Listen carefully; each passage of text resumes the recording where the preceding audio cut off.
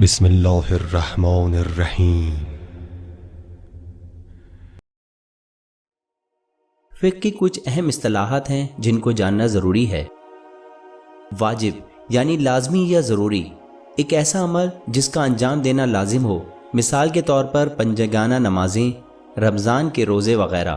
واجب عمل انجام دینے کا اجر ہے، لیکن انجام نہ دیا تو گناہ کہلائے گا۔ مستحب یعنی ایسا عمل جس کو انجام دینے کی بہت زیادہ تاکید کی گئی ہو۔ مستحب عمل انجام دینے کا اجر ہے، لیکن اگر انجام نہ دیا جائے تو گناہ نہیں کہلائے گا۔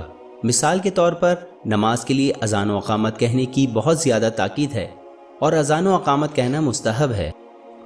حرام ایسا عمل جس کو انجام دینے سے سخت منع کیا گیا ہو۔ اگر عمدن یا جان بوجھ کر یہ عمل انجام دیا گیا تو یہ گناہ کہلائے گا، لیکن اگر اس عمل کی انجام دہی سے بچ گئے تو اس کا اجر ملے گا۔ مثال کے طور پر سور کا گوشت کھانا اور شراب پینا حرام ہے۔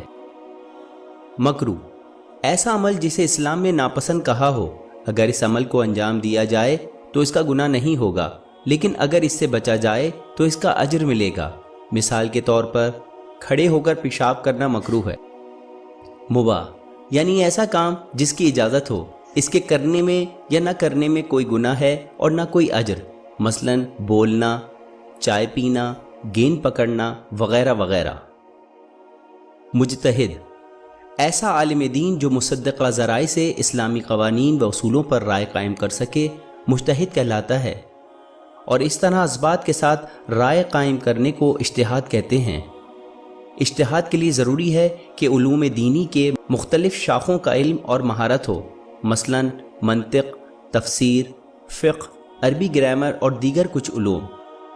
مرجع یہ وہ مجتہد ہے جس کی لوگ پیروی کرتے ہیں، یعنی لوگ دین کے مختلف اعمال کی انجام دہی کے لیے ان کے بتائے ہوئے طریقوں یعنی فتاوی پر عمل کرتے ہیں۔ تقلید اس کے لغوی معنی ہے کسی کی پیروی کرنا یا کسی کی نقل کرنا۔ قانون دینی کے مطابق مرجع کی پیروی کرنا تقلید کہلاتا ہے۔ مقلد یہ وہ شخص ہے جو تقلید کرتا ہے، یعنی جو مرجع کی پیروی کرتا ہے۔